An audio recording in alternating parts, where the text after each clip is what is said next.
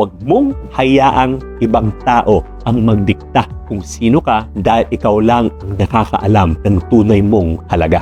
Palagay mo, anong tingin sa'yo ng ibang tao? Tandaan mo lang na huwag mo siyang gawing basihan at huwag mong hayaan na sila ang magdikta kung sino ka. Parang crazy mare sa isang carnival. Yung nagpapahaba, nagpapalapad ng katawan, kakaliw siya. Nag-iiba-iba yung mukha mo. Pero paano kung ganyan din ang tingin mo sa sarili mo, hindi base sa totoong ikaw, kundi sa sinasabi ng ibang tao tungkol sa'yo? Yan, hindi na nakakaaliw. Ang tawag naman dyan ay social mirror.